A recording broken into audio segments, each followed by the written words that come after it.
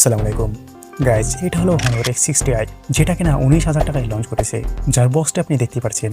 Box content প্রথমেই থাকছে phone, documentation, 35 watt adapter and A type to C type cable. ফোনটি দেখুন, ফোনটি বক্সি ডিজাইনের সঙ্গে আসছে অ্যান্ড ক্যামেরা মডেল আইফোনের মতো আসছে, বাট ক্যামেরা জায়গায় ফ্ল্যাশ লাইট দিয়েছে।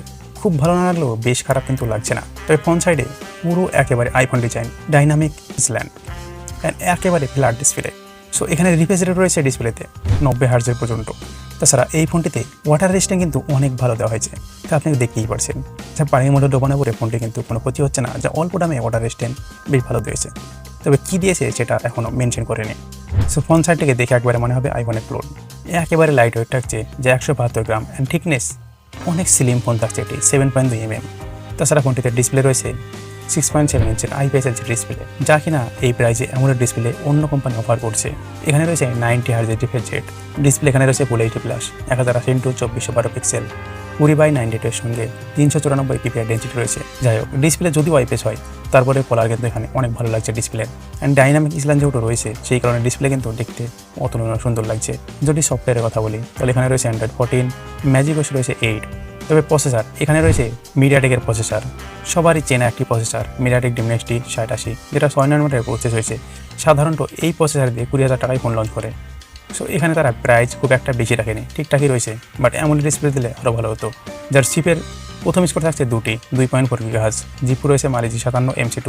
তবে ভ্যারিয়েন্ট এখানে রয়েছে 2টি, 256GB 8GB, 256GB 12GB। তবে এই ফোনটির অ্যান্ড্রয়েড স্কোরের যদি কথা বলি, যা 4,25,812 রয়েছে, যা 20,000-এর নিচেই সাধারণত এই স্কোর মানা যায়। এই ফোনে হেভি গেম আপনি খেলতে পারবেন না, বাট ডে টু ডে ইউজে কোনো সমস্যা হবে না আশা করা যায়।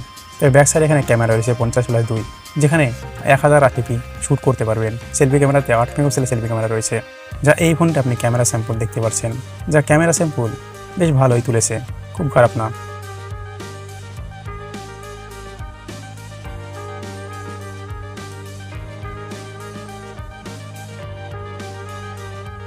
তবে এই ফোনটির আদার ফিচারে যদি কথা বলি তাহলে এখানে রয়েছে Wi-Fi 802, ব্লুটুথ 5.2, GPS রয়েছে, NFC কিন্তু এখানে ইউজ করা হয়নি, USB-C টাইপ পোর্ট রয়েছে 2.0, ফিঙ্গারপ্রিন্ট এখানে সাইডে রয়েছে, 5000 mAh ব্যাটারি, 35 ওয়াটের ফাস্ট চার্জার রয়েছে।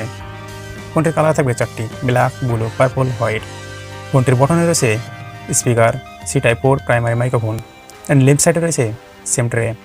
টপে রয়েছে secondary noise calculation and right সাইডে power button and volume button রয়েছে। সব মিলে এই ফোনটি যদি নেওয়ার কথা বলি তাহলে 19,000-এ এটি একটি অ্যাভারেজ ফোন বলা যায়। যে ভালো লাগলে একটি লাইক করবেন অ্যান্ড সাবস্ক্রাইব করে পাশে থাকবেন।